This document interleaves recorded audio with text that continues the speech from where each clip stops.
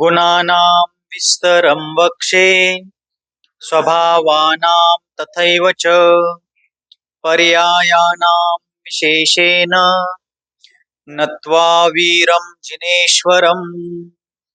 पंच परमेष्ठी भगवान की द्वादशांग जिनवानी माता की परम पूज्य आचार्य भगवान श्री देवसेन जी मुनि महाराज की चारित्र्य चक्रवर्ती आचार्य भगवान श्री शांति सागर जी मुनि महाराज की परम पूज्य आचार्य भगवान श्री विद्यासागर जी मुनि महाराज की दीक्षा गुरु शांत मूर्ति वात्सल्य रत्नाकर गुरुवर आचार्य भगवान श्री सन्मति सागर जी मुनि महाराज की पूज्य आचार्य श्री वर्धमान सागर जी मुनि महाराज की पूज्य निर्यापक श्रमण मुनिवर श्री धर्म सागर जी मुनि महाराज की अहिंसा परमो धर्म की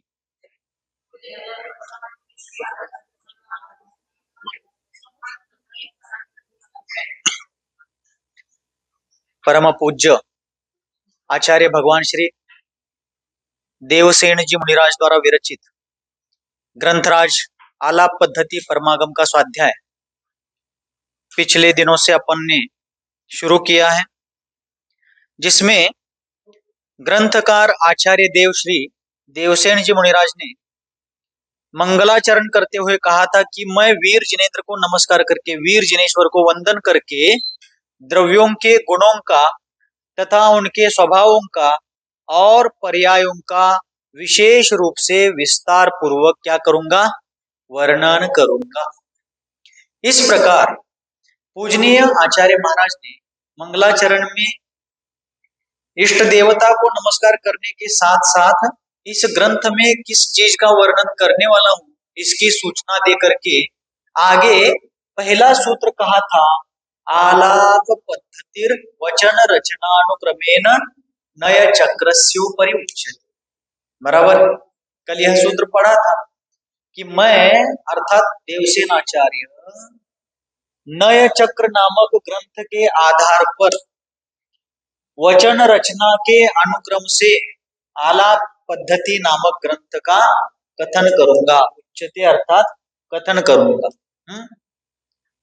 तो आलाप पद्धति का अर्थ बताया था, बोलचाल की पद्धति, अर्थात जो अपन रोज लोक व्यवहार में भी बोलते हैं, शास्त्र स्वाध्याय में बोलते हैं, तत्व चर्चा में बोलते हैं, उसमें जो अपन प्रमाण और नयों के माध्यम से बोलते हैं, अपने बोलचाल में तो प्रमाण नय आदि चीजें आती हैं, लेकिन हमें पता नहीं कि हमारे इस वचन प्रयोग में, हमारे इस वाक्य प्रयोग में, हमारे संभाषण में नयों का प्रमाणों का अंतर्भाव होता है, ये हमें पता नहीं होता क्योंकि हमारा उस बारे में अज्ञान है। हम उस बारे में अभी जानकार नहीं होने से हमारे ही बोलचाल में कितने ही प्रमाण और नयों का हम चर्चा में प्रयोग करते हैं, इस बात का हमें भान नहीं है। अतः अब यहाँ पर हम सीखने वाले हैं आलाप अर्थात बोलचाल, अर्थात बोलचाल में भी किस प्रकार तत्व छिपा हुआ है, बोलचाल में भी प्रमाण आदि नयात्मक बातें किस प्रकार छिपी हुई है, उस चीज को हम यहाँ पर सीखने समझने वाले हैं। तो आचार्य महाराज ने कहा कि नय चक्र नामक ग्रंथ के आधार से, नय चक्र का अर्थ क्या बताया था कल, नयों का समूह, सिद्ध चक्र, नय चक्र, ऐसे उदाहरण दिए थे, कर्म चक्र, संसार चक्र। तो नय चक्र का अर्थ क्या है, नयों का समूह, अनेक नय है ना, नय किसे कहते हैं आगे आएगा। नयों का समूह, द्रव्यार्थिक नय, पर्यायार्थिक नय, निश्चय नय, व्यवहार नय, आगम नय, अध्यात्म नय, ऐसे जो नयों के अनेक प्रकार हैं, उन नयों का समूह अर्थात नय चक्र। तो नय चक्र नाम का एक ग्रंथ है इन्हीं देवसेन आचार्य जी का, उस ग्रंथ के आधार पर वचन रचना के क्रम से आलाप पद्धति ग्रंथ का वर्णन करूंगा। उच्चते, बराबर। तो वचन रचना का क्रम समझ में आ गया, यानी कोई भी बात एक साथ नहीं कही जा सकती। मान लीजिए आपके चौके में मुनि महाराज आहार के लिए आए और आप लोग क्या करते हैं, थाली दिखाते हैं ना, चौके में आपने क्या क्या बनाया है, देय पदार्थ क्या क्या किया है, तो आप थाली दिखाते हैं। एक वाक्य में या एक शब्द में सब बता सकते हैं क्या? क्रम से बताते हैं ना, दाल है, सब्जी है, चावल है, रोटी है, अमुक है, तमुक है, ये है, वो है, ये सब आप क्रम क्रम से बताते हैं। किसी भी चीज का वर्णन शब्दों के द्वारा एक साथ नहीं हो सकता, क्रम से ही होता है, बराबर। इसलिए आचार्य महाराज ने कहा कि मैं वचनों की रचना क्रम से ही वर्णन करूंगा, लेकिन उसका वर्णन करते समय कोई ना कोई आधार तो चाहिए। तो नए चक्र नामक ग्रंथ के आधार से वचन रचना के अनुक्रम से किसको कहूंगा? आलाप पद्धति नामक ग्रंथ को कहूंगा। फिर शिष्य ने प्रश्न पूछा था, साच किमर्थम? क्या पूछा? साच किमर्थम। अब सा यानी वह, मराठी में अपन कहते ती, ती तो ते, ऐसा अपन शब्द प्रयोग करते हैं ना, स्त्रीलिंगी, पुल्लिंगी, नपुंसकलिंगी।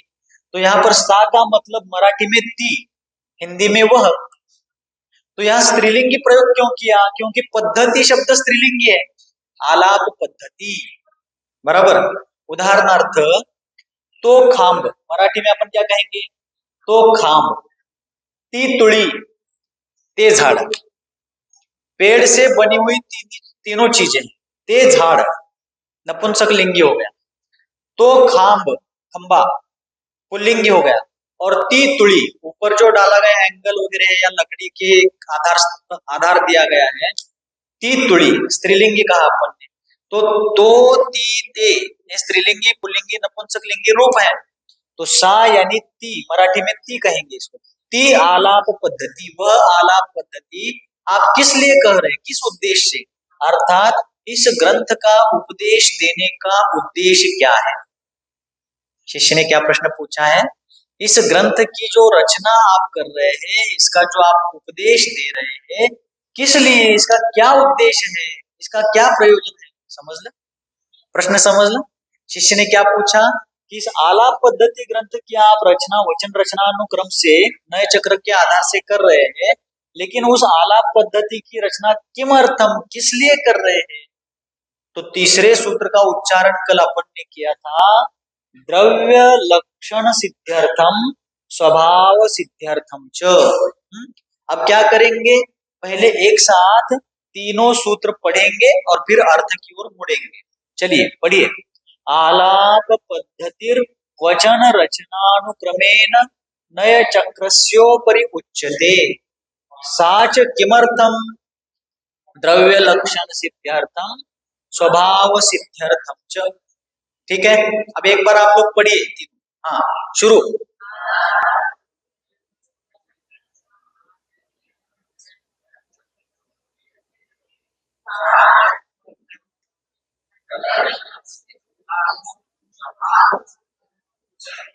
बस, तो ये तीन सूत्र अपन ने कल पढ़े थे, तीसरे सूत्र का सिर्फ उच्चारण किया था, अर्थ देखना था। तो शिष्य ने पूछा कि हे गुरुवर, आप आलाप पद्धति नामक ग्रंथ की रचना किस लिए कर रहे हैं, किस उद्देश्य से कर रहे हैं, इस ग्रंथ की रचना का उद्देश्य क्या है? तब आचार्य देव ने उत्तर दिया कि हे वत्स, वो शिष्य, मैं इस आलाप पद्धति ग्रंथ की रचना द्रव्य लक्षण सिद्ध्यर्थम स्वभाव सिद्ध्यर्थम च, यह ग्रंथ किस लिए रच रहा हूं? द्रव्य के लक्षण की सिद्धि के लिए। तो सबसे पहले अपन ये देखेंगे कि द्रव्य किसे कहते हैं। तत्वार्थ सूत्र अपन ने पढ़ा है, तो तत्वार्थ सूत्र में क्या सूत्र आता है? सत द्रव्य लक्षण आता है ना सूत्र, सत द्रव्य लक्षण। सत यानी अस्तित्व, सत का अर्थ क्या है? अस्तित्व, अविनाशीपना, शाश्वतपना, वस्तु का जो सार्वकालिकपना है उसे सत कहते हैं। अर्थात द्रव्य का जो लक्षण है वो सत, यानी हमेशा वस्तु रहेगी। कोई भी वस्तु है, मूलभूत पदार्थ है, वो कहीं ना कहीं और किसी ना किसी रूप में हमेशा रहेगी। उदाहरणार्थ, अपन ने भोजन किया, समझ में आ रहा है ना? हिंदी आ रहा है? आसान हिंदी भाषा बोल रहा हूं। अपन सभी ने आहार ग्रहण किया, अन्न ग्रहण किया। वह आहार अन्न बनने के पहले क्या था? अनाज था ना, धान्य, बराबर। धान्य बनने के पहले क्या था? फसल, पीक, बराबर। फसल का बीज से फसल बन गया, बीज आरोपण कर दिया, बीजारोपण, फिर उस फसल में रूपांतरित हो गया, फसल का अनाज बन गया, अनाज को आपने पीस करके आटा बना दिया, आटा बनाकर रोटी, चपाती, अमुक तमुक, भात, दाल चावल वगैरह सारे व्यंजन बना दिए। उनका ग्रहण करने के बाद अब वो क्या हो गए, शरीर में जाकर के वात, पित्त, कफ, रक्त, मेधा, त्वचा, नख, केश इत्यादि जो शरीर में धातु उपधातु है उस रूप में वो परिवर्तित हो गया, और जो अपशिष्ट है शरीर के लिए अनावश्यक है वो मलमूत्र के रूप में विसर्जित हो गया, उसका रूपांतरण हो गया। लेकिन नाश हुआ क्या, आपने दूध में जामन डाल दिया, मतलब विरजन मराठी में, ठीक है, कधीपासूनच आजीपासून आलेलं, बादाम डाल दिया और कोई चांदी का सिक्का डाल दिया, उसको जामन डाल करके दूध का क्या बन गया, दही। दही को मीठे दही से ही नहीं, खट्टे से भी समुचित मंथन हो तो नवनीत का लाभ अवश्य होता है। कल ही मुखमाटी में पढ़ा, बराबर, कल दोपहर में पढ़ा था मुखमाटी में। तो दूध का दही बना और आपने मथानी के द्वारा उसको मथ दिया, मंथन कर दिया, अब दही का छाछ बन गया, उसमें से मक्खन निकल गया, नवनीत निकल गया, उसको भी आपने गर्म किया तो उसका घी बन गया, घी का सेवन किया तो भी शरीर के धातु उपधातु में परिवर्तित, मतलब नाश नहीं हो रहा है, परिवर्तन, बराबर। तो द्रव्य किसे कहते हैं, जो अविनाशी और साथ साथ उत्पाद व्यय द्रव्य युक्त है। उत्पाद व्यय द्रव्य युक्तम सत, सत किसे कहते हैं, जो उत्पाद व्यय और द्रव्य इनसे सहित होता है उसे द्रव्य कहते हैं। उदाहरणार्थ, उदाहरण से समझेंगे इसलिए समझने में कोई समस्या नहीं आएगी। सोना है, गोल्ड, स्वर्ण, बराबर, उस स्वर्ण को अपन द्रव्य मान लेते हैं थोड़ी देर के लिए, उदाहरण में उस सोने को अपन द्रव्य मान लेते हैं। अब सोना द्रव्य है, स्वर्ण, गोल्ड। अब सोने का रूप कौन सा है, अंगूठी रूप है, अंगूठी। अब वह सोना अंगूठी के रूप में है, अब किसी व्यक्ति को अंगूठी नहीं पहननी, उसे चेन चाहिए। क्या चाहिए, मन में चैन हो ना हो, गले में चेन चाहिए, बराबर, उसको चेन चाहिए। लेकिन नया सोना खरीदने के लिए उसके पास पैसे नहीं है, अब वो सुनार के पास जाता है और उसे कहता है कि भाई ये अंगूठी ले लो और इसको गला करके मुझे चेन बना कर दो। अब सुनार ने क्या कर दिया, उसकी प्रक्रिया के अनुसार उस सोने को, अंगूठी रूप सोने को गला करके, गलाना यानी पिघलौने, वितळवणे, गला करके उसको चेन में परिवर्तित किया। तो क्या क्या हुआ, जो सोना है वो द्रव्य है, द्रव्य, द्रव्य। देखिए,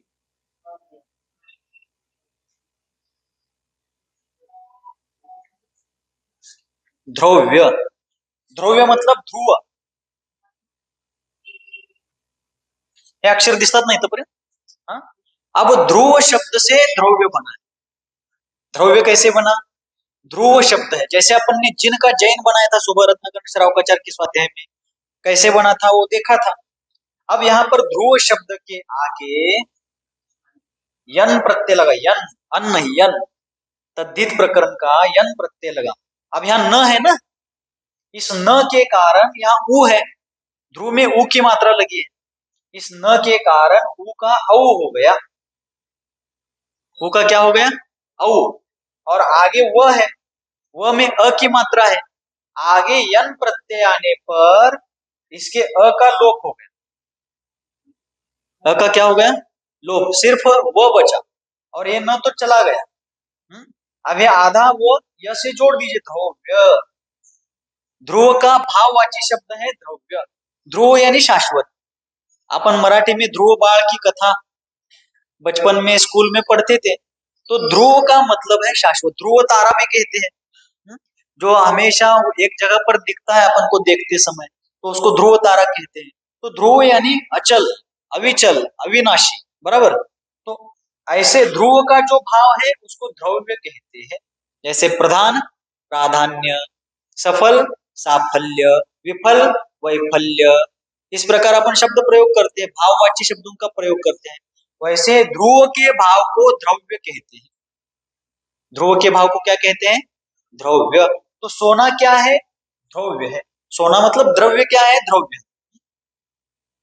जो द्रव्य है वो द्रव्य रूप है, बराबर। जो द्रव्य है, मूल द्रव्य, वो द्रव्य रूप है। और उसकी जो अंगूठी पर्याय है, अंगूठी पर्याय का व्यय हो, और चेन पर्याय का उत्पाद हो गया, बराबर।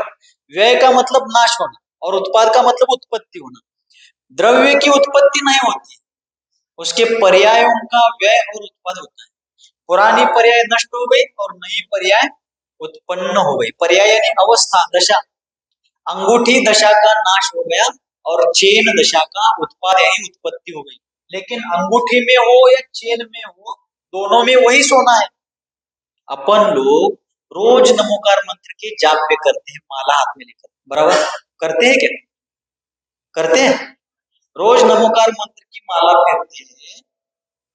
अब उसमें क्या करते हैं? माला में 108 मणि, 111 भी होते हैं एक अपेक्षा से। अब माला जाप पे करते समय हर एक मंत्र के साथ एक एक मणि आगे सरक रहा, बराबर। एक मंत्र पढ़ा, एक मणि आगे सरका, एक मंत्र पढ़ा, एक मणि और आगे सरक गया। हर मंत्र के साथ एक एक मणि आगे सरक रहा है, लेकिन सभी मणियों में धागा एक अखंड है ना। 111 मणियों में 111 धागे हैं क्या? एक ही धागा है। सारे मणियों को जोड़ने वाला, सारे मणियों में व्याप्त एक ही धागा है, बराबर। वैसे तो एक मणि मंत्र के साथ आगे सरकना है तो उत्पाद व्यय का प्रतीक है। लेकिन सारे मणियों में धागा एक अखंड है, वो द्रव्य है।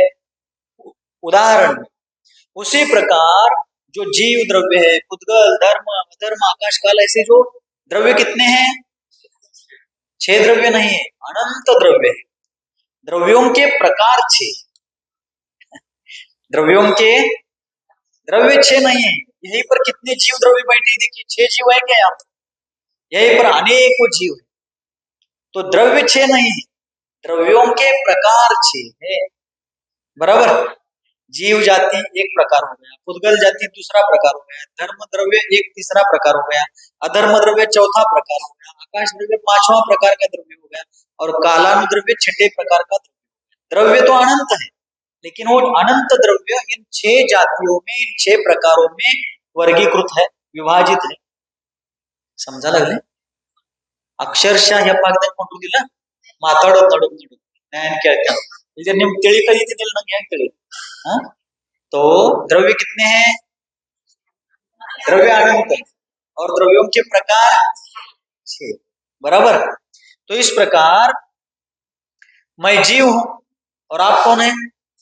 जीव ही है, गारंटी। तो आप भी जीव है।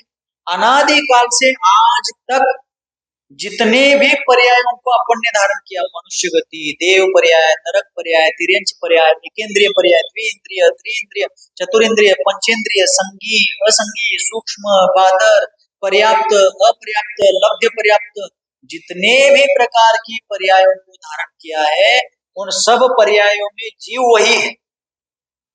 उन सभी पर्यायों में भ्रमता भ्रमता भ्रमण करता करता मैं आज यहाँ समडोली में आकर बैठा हूं, बराबर। इतना प्रवास हो चुका है, यही प्रवास रुका नहीं, अभी और थोड़ा प्रवास करना बाकी है, फिर मुक्ति तक पहुंचेंगे। और वहां मुक्ति में भी मैं ही होऊंगा, मैं ही उस मुक्त पर्याय को धारण करूंगा। आपकी मुक्त पर्याय को आप धारण करेंगे, हर जीव अपने अपने संसार या मुक्त पर्याय को धारण करेगा, बराबर। तो इस प्रकार जीव तो हो गया द्रव्य, और वो द्रव्य क्या है? द्रव्य यानी ध्रुव है, नाश नहीं होगा।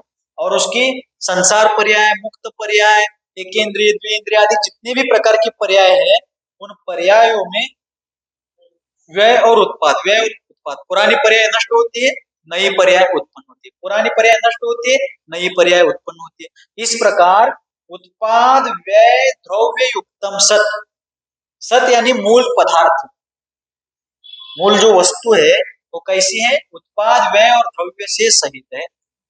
फिर द्रव्य को और किस प्रकार कहते हैं? गुण पर्यायवत द्रव्यम। और एक सूत्र आया तत्वार्थ सूत्र में, कौन सा? गुण पर्यायवत द्रव्यम। जो गुण और पर्यायों का आधार है, जो गुण और पर्यायों का आश्रय है, उसे द्रव्य कहते हैं। उदाहरणार्थ आम, आंबा, मैंगो, बरोबर, आम्रफल। अब एक आम्रफल को अपन द्रव्य के रूप में देखते हैं। उदाहरणार्थ आंबा उदाहरणार्थ द्रव्य आहे। उदाहरणासाठी, उदाहरण के लिए आम्रफल को अपन क्या कहते हैं? द्रव्य है, ऐसा कहते हैं। तो वह आम कैरी अवस्था में छोटा था, पकने पर बड़ा हो गया, आकार बदल गया ना, बराबर। आम तो वही है, आम जो कैरी अवस्था में था वही पकी अवस्था में वही है, लेकिन वो तब छोटा था, अब बड़ा हो गया। कैरी अवस्था में हरा था, अब पीला हो गया, बरोबर। कैरी अवस्था में वो खट्टा था, अम्बट, हाँ, आम्ल। और पकी अवस्था में वो मीठा हो गया, मधुर। कैरी अवस्था में वो कठोर लगता था, उसका स्पर्श कड़ा था, कठोर। और पकने पर वो मुलायम हो गया, कोमल। परिवर्तन हो रहा है ना। आम वही है, लेकिन उसके स्पर्श, रस, गंध, वर्ण आदि में परिवर्तन हो रहा है, आकार में परिवर्तन हो रहा है, बराबर। इसलिए यहाँ पर आचार्य महाराज क्या कहते हैं कि हर समय वस्तु में परिवर्तन होता है, किंतु उसके द्रव्य और गुण,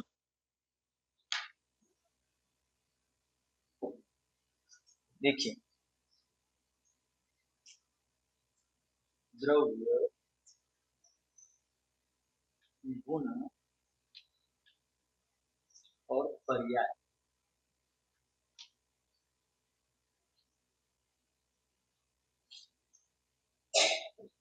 मूल आधार क्या है?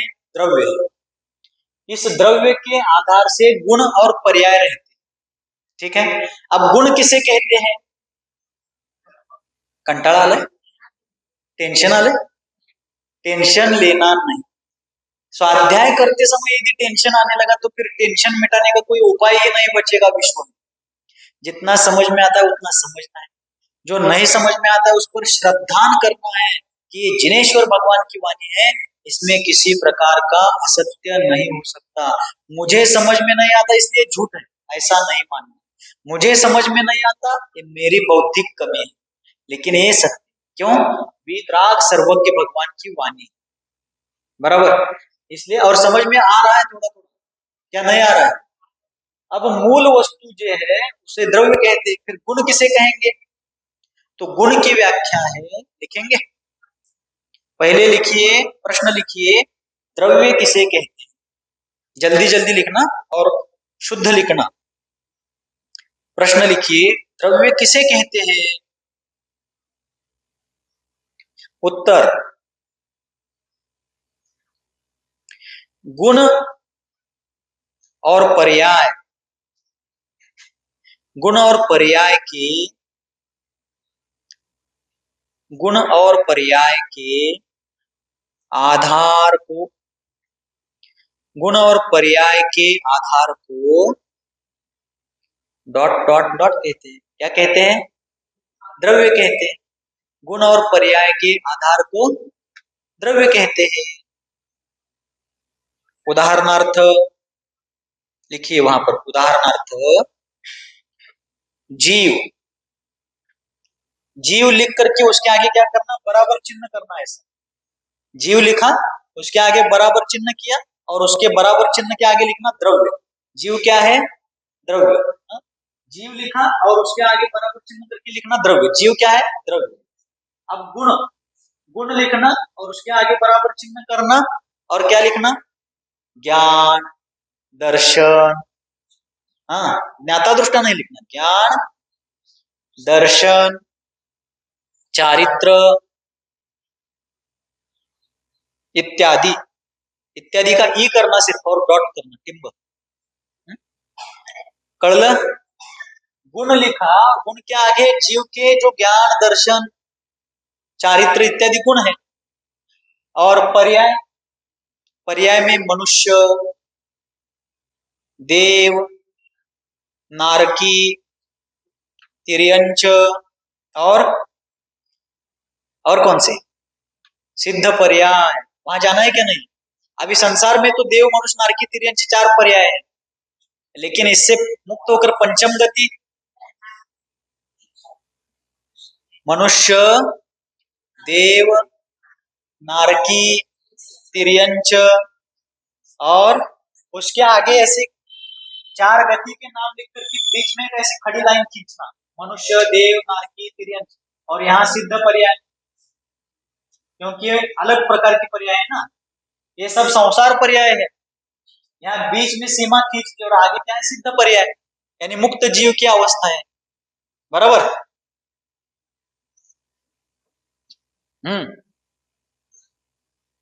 तो एक ही जगह पर आपने क्या लिखा, द्रव्य किसे कहते हैं, तो गुण और पर्याय के आधार को द्रव्य कहते हैं।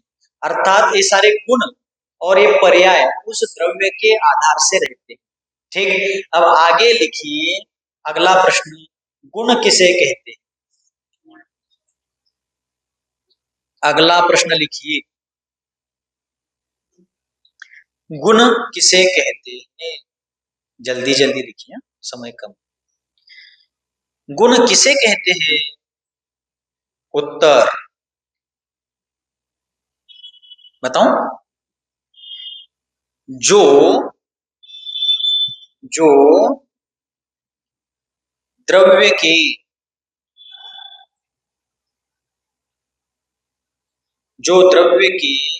सारे प्रदेशों में, जो द्रव्य के सारे प्रदेशों में, जो द्रव्य के सारे प्रदेशों में, और जो द्रव्य के सारे प्रदेशों में और सारी पर्यायों में, जो द्रव्य के सारे प्रदेशों में, जो द्रव्य के सारे प्रदेशों में और सारी पर्यायों में, जो द्रव्य के सारे प्रदेशों में और सारी पर्यायों में, सारी पर्यायों में, साड़ी लीजिए, सारी पर्यायों में व्याप्त होकर,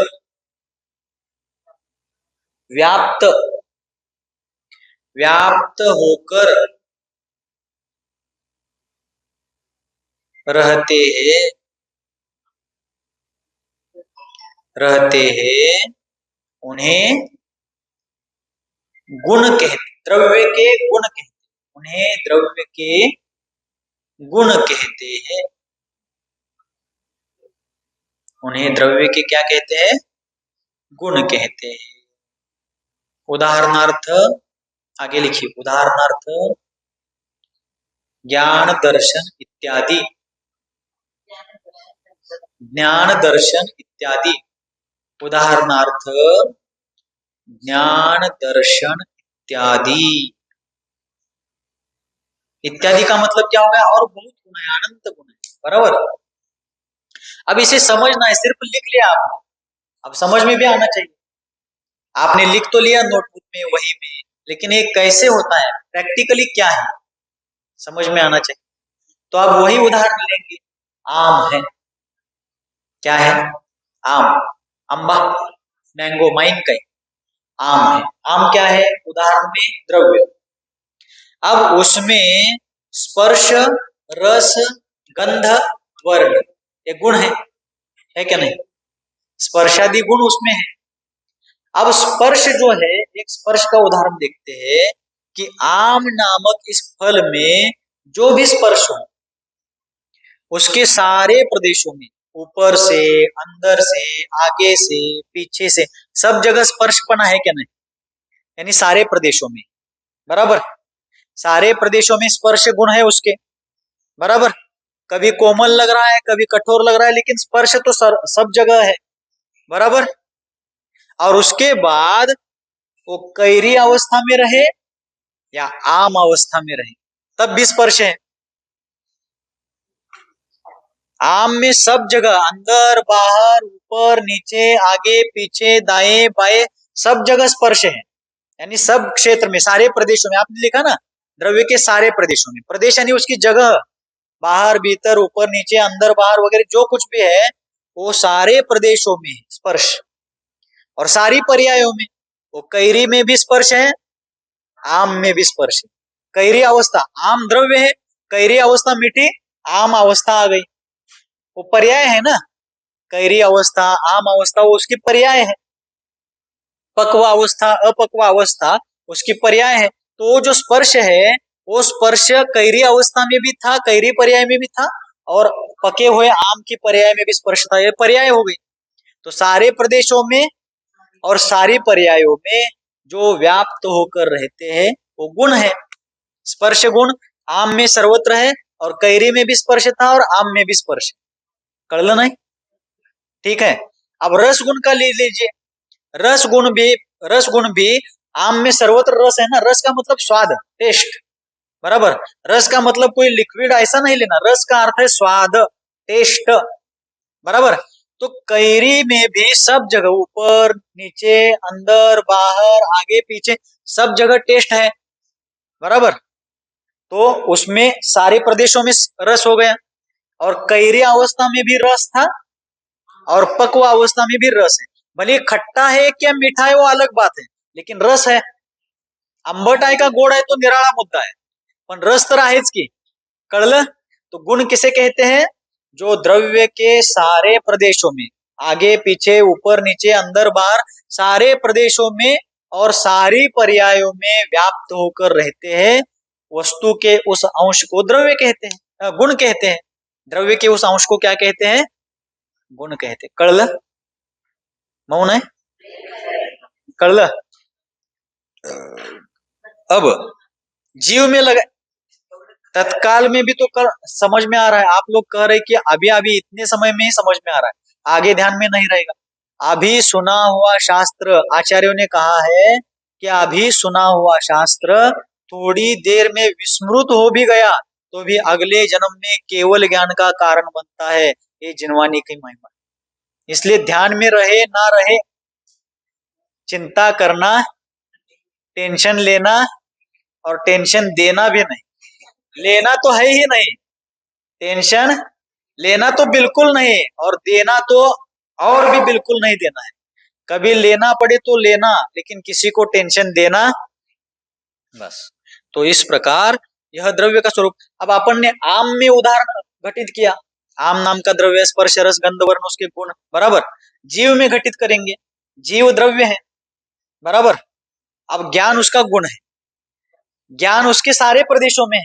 यहाँ पर मैं हाथ लगाता हूं तो यहाँ पर भी मुझे भान हो रहा है कि यहाँ कुछ लग रहा है, टच हो रहा है, केश नोच करते समय वेदना होती है या जो भी होता है, यानी हर प्रकार का ज्ञान यहाँ भी हो रहा है।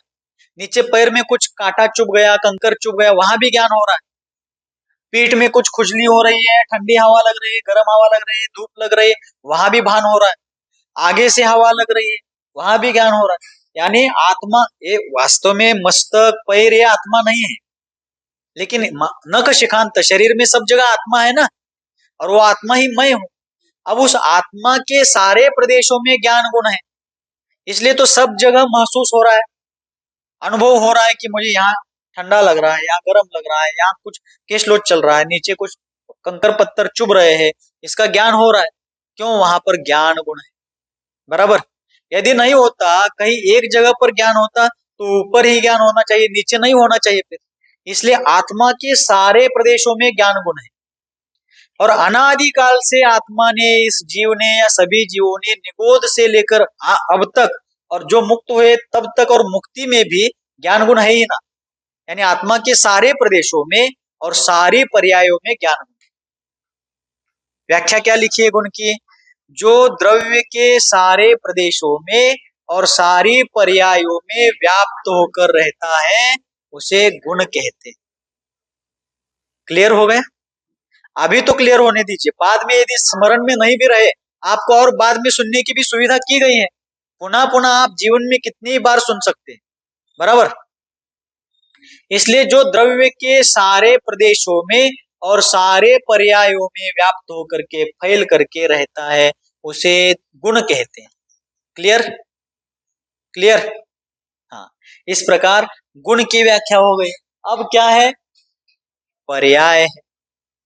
अब उत्तर प्रश्न लिखना है, पर्याय किसे कहते हैं? लिखिए, क्या लिखना है? पर्याय किसे कहते हैं? उत्तर सांगू, पर्याय किसे कहते हैं? प्रश्न लिखा, अब उत्तर लिखना है।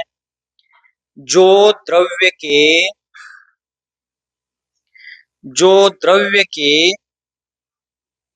सारे प्रदेशों में जो द्रव्य के सारे प्रदेशों में होती है, जो द्रव्य के सारे प्रदेशों में होती है, जो द्रव्य के सारे प्रदेशों में होती है और एक के बाद एक, एक के बाद एक, एक के बाद एक क्रम क्रम से, क्रम क्रम से, क्रम क्रम से उत्पन्न होती है और मिट जाती है, उत्पन्न होती है और मिट जाती है। जो द्रव्य के सारे पर्यायों में होती है और क्रम क्रम से एक के बाद एक उत्पन्न होती है और मिट जाती है। द्रव्य के द्रव्य के इस परिवर्तनशील द्रव्य के इस परिवर्तनशील द्रव्य के इस परिवर्तनशील द्रव्य के इस परिवर्तनशील पना को द्रव्य के इस परिवर्तनशील पना को द्रव्य के इस परिवर्तनशील पना को पर्याय कहते हैं। द्रव्य के इस परिवर्तनशील पना को क्या कहते हैं? पर्याय कहते हैं। पर्याय कहते हैं। अब समझ लीजिए, इधर जो व्याख्या लिखी है उसको समझना भी चाहिए ना। लिख के रखेंगे सिर्फ, लेकिन समझ में नहीं आएगा तो फायदा क्या है। अब क्या व्याख्या लिखी पर्याय की? द्रव्य है, इधर देखिए, मुझे व्याख्या मत बताइए, इधर देखिए, आपने व्याख्या जो लिखी है क्या लिखा? जो द्रव्य है, बराबर, द्रव्य के सारे प्रदेशों, द्रव्य के सारे प्रदेशों में जो फैल कर रहती है। अब आत्मा है, अब मनुष्य पर्याय है ना अपनी। अब मनुष्य पर्याय आत्मा के सारे प्रदेशों में है क्या? ऊपर ऊपर मनुष्य है और नीचे नारकी है, ऐसा कुछ है क्या? जो द्रव्य है उसके सारे प्रदेशों में वो पर्याय व्याप्त होकर फैल करके रहती है, बराबर। एक बात हो गई, जो द्रव्य के सारे पर्यायों में व्याप्त होकर रहती है। और दूसरी बात, एक के बाद एक क्रम क्रम से उत्पन्न होती है और मिटती है। अब ये क्या चीज है? ये क्या बात है? अब अपन वर्तमान में मनुष्य, एक ही जीवन में अपन देव भी है, नारकी भी है, मनुष्य भी है, तिर्यंच भी है, ऐसा होता है क्या? नहीं होता है। एक पर्याय में या तो मनुष्य होंगे, कोई नरक में गए वो नारकी है, किसी ने तिर्यंच पर्याय धारण की है, कोई ने देव पर्याय धारण की है। अपन भी धारण करेंगे यदि चारों प्रकार के पर्याय, तो भी एक समय में कोई एक ही गती की पर्याय धारण करेंगे, एका वेळी एकच पर्याय धारण करणार ना। आता मनुष्य पर्याय धारण केले, आता पुण्यकर्म करून देव पर्याय धारण करू, बराबर। अभी पुण्य कर्म कर रहे तो नरक तिर्यंच गति में तो नहीं जाएंगे। संयम धारण किया है तो मनुष्य गति में भी नहीं जाएंगे। संयम और सम्यक्त्व के और धर्म पुरुषार्थ के फलस्वरूप देव पर्याय में जाएंगे। तो देव पर्याय और मनुष्य पर्याय, एक ही जीव की दोनों पर्याय एक साथ रह सकती है क्या? नहीं, एक के बाद एक। एक मंत्र पढ़ते समय एक ही मणि अपन ने पकड़ा है, वो मंत्र होने के बाद अगला मणि, धागा तो वही है माला में, लेकिन एक मंत्र के समय एक ही मणि, बराबर। माला में जो मणि है, मोती है, मुक्ता है, एक मंत्र के समय एक को ही पकड़ा है, वो मंत्र होने के बाद अगला मणि अपने उंगलियों में आएगा। वैसे एक पर्याय के बाद ही दूसरी पर्याय, क्रम क्रम से एक के बाद एक, ऐसी जो पर्याय है और जो उत्पन्न होती है और मिट जाती है, नई पर्याय उत्पन्न होती है, उसी समय पुरानी पर्याय नष्ट होती है, पुरानी पर्याय नष्ट होती है, उसी समय नई पर्याय उत्पन्न होती है। वस्तु के इस परिवर्तनशीलपणा को ही क्या कहते हैं? पर्याय कहते हैं। समजलं? कोणाकोणाला समजलं नाही? आत्ता तर समजलं काय? नंतर लक्षात राहू दे नाहीतर जाऊ दे, बाद में ध्यान में रहे ना रहे, अभी तो समझ में आ गया। ठीक है, तो इस प्रकार द्रव्य, गुण और पर्याय ये अपन ने जीव में घटित किया। अब जैसे महावीर स्वामी है, महावीर भगवान है, अनादिकाल से उस जीव ने संसार पर्याय को धारण किया। संसार पर्याय मतलब मनुष्य, देव, नरक, तिर्यंच आदि चारों गति रूप पर्याय धारण की थी। अब क्या हो गया? संसार पर्याय का व्यय हो गया, मुक्त पर्याय का उत्पाद हो गया, और वो जीव द्रव्य है। समझ में आया? सोपा विषय है, पाठशाळेचा विषय है। ये विषय कहाँ का है? अपना पुण्य नहीं था कि हम ये पाठशाला में नहीं पढ़ पाए, लेकिन असल में पाठशाला के बच्चे भी इसको समझ सके, इतना सहज और सरल विषय है, बराबर। उदाहरण देखिए, महावीर भगवान अब महावीर पर्याय से भी मुक्त हो गए, अब कहां पर है? वहां क्या नाम है उनका? आदिनाथ, वृषभनाथ, अजितनाथ, ऐसा कुछ नाम है क्या? अब वो नामातीत हो गए, अनाम। अब वहां कोई नाम काम नहीं है। नाम किस लिए रखते हैं? बुलाने के लिए, पुकारने के लिए, ग्राम पंचायत में, महानगर पालिका में रजिस्ट्री रखने के लिए, और परिचय के लिए, लोक व्यवहार के लिए। अब वो सारे लोक व्यवहार से, लोक भ्रमण से मुक्त हो गए, वहां किसी नाम का कोई काम नहीं है। अब महावीर स्वामी नाम से जो 24वें तीर्थंकर इस वर्तमान अवसर पीने में हो गए, उन महावीर स्वामी ने अनादिकाल से संसार पर्याय धारण की थी, जैसे अपन सभी ने संसार पर्याय धारण की है, वैसे उन्होंने भी की थी। लेकिन उन्होंने रत्नत्रय की प्रकर्ष साधना से संसार पर्याय का नाश कर दिया, अर्थात आठों कर्मों का नाश होने से संसार पर्याय से मुक्त हो गए। तो संसार पर्याय, चार गति रूप जो संसार पर्याय है, संसार पर्याय का क्या हो गया? व्यय हो गया। मुक्त पर्याय का, सिद्ध पर्याय का क्या हो गया? उत्पाद हो गया। और जो संसार पर्याय में थे वही मुक्त पर्याय में गए हैं, तो जीव तो वही है ना, जो चार गति रूप संसार में भ्रमण कर रहे थे वही मुक्त हो गया, अभी मुक्त अवस्था में वही जीव है। इसलिए वो जीव द्रव्य क्या है? द्रव्य, शाश्वत है। समझ में आ गया? कळलं? माझ्या समाधानासाठी होय म्हणायचं, तुमचं समाधान झालं पाहिजे, तुम्हाला कळलं पाहिजे। कळलं? मनापासून, शेजाऱ्यांची शपथ आहे, खरोखर सांगायचं। तो इस प्रकार आचार्य महाराज ने क्या कहा? द्रव्य लक्षण सिद्ध्यर्थम, स्वभाव सिद्ध्यर्थम, ये सूत्र दिया है ना, बहुत महत्वपूर्ण विषय है। मिथ्यात्वी जीव को सम्यक्त्व उत्पन्न कराने वाला और सम्यक्त्वी जीव के सम्यक्त्व को अति दृढ़ करने वाला ये विषय। जो जीव मिथ्या दृष्टि होंगे उनको ये समझ करके इस पर श्रद्धान हो गया तो उनके मिथ्यात्व का नाश होकर सम्यक दर्शन उनके प्रकट होगा, और जो सम्यक दृष्टि है ही उनके सम्यक्त्व में अति दृढ़ता, अति मजबूती आ जाएगी। तो ये सिर्फ बौद्धिक व्यायाम के लिए नहीं पढ़ना है, मिथ्यात्व का नाश हो, अज्ञान का विनाश हो, सम्यक्त्व की, सम्यक ज्ञान की, रत्नत्रय की, मोक्ष मार्ग की प्राप्ति हो, और हम संसार भ्रमण से मुक्त हो जाए, इसलिए पढ़ना। इसलिए अब कोई भी श्रेष्ठ वस्तु बिना प्रयत्न के प्राप्त होती है क्या? बैठे बैठे सहज प्राप्त होती है? उसके लिए प्रयत्न करना पड़ेगा। तो हमें भी यदि सम्यक्त्व को धारण करना है, रत्नत्रय को धारण करना है, अपने भीतर के रत्नत्रय गुण को प्रकट करना हो, तो पुरुषार्थ तो थोड़ा करना ही पड़ेगा, बराबर। ये भी पुरुषार्थ है ना, समझने का, जानने का। इसलिए यहाँ पर द्रव्य का लक्षण सिद्ध करने के लिए और स्वभाव, द्रव्य का स्वभाव सिद्ध करने के लिए मैं आलाप पद्धति ग्रंथ की रचना कर रहा हूं। आचार्य महाराज ने क्या उत्तर दिया है? शिष्य ने पूछा ना कि ये वचन रचना अनुक्रम से नए चक्र के आधार से आप आलाप पद्धति को जो कह रहे हैं वो किस लिए कह रहे हैं?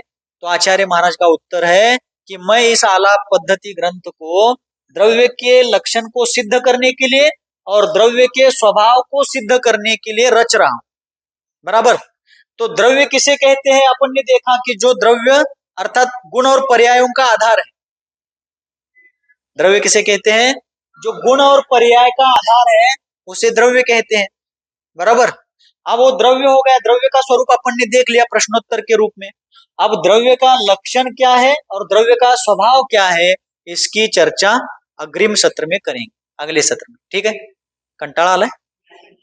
डोकं दुखाले? टेन्शन आलंय?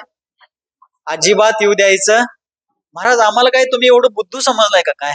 समझ लो नहीं, पण प्रथमतः पढ़ता वाचत असताना प्रथम बार पढ़ते समय हर किसी नए व्यक्ति को थोड़ा सा कठिन लग सकता है, मुझे समझ में नहीं आ रहा है इसलिए नैराश्य या थोड़ा डिप्रेशन या टेंशन आ सकता है, लेकिन टेंशन लेना, यदि जिन्वाने पढ़ने के कारण टेंशन आने लगे तो दुनिया में टेंशन मिटाने का कोई उपाय नहीं बचेगा। जिन्वानी टेंशन के लिए नहीं है, जिन्वानी मुक्ति को मेंशन करने के लिए है।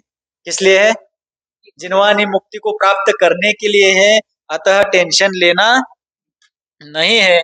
इसलिए कल आएंगे क्या? नहीं, फिर आए तो भी ठीक, नहीं आए तो ठीक, हम लोग पढ़ेंगे।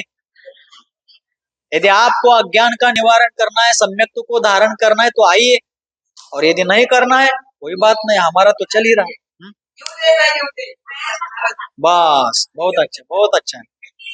अहिंसा परमो धर्म की, गुरुवर आचार्य भगवान श्री सन्मति सागर जी मुनि महाराज की, बोधि ही समाधि ही परिणाम शुद्धि ही स्वात्मोपलब्धि ही शिव सौख्य सिद्धि ही चिंतामणिं चिंतित वस्तु दाने त्वां वंदमानस्य ममास्तु देवी।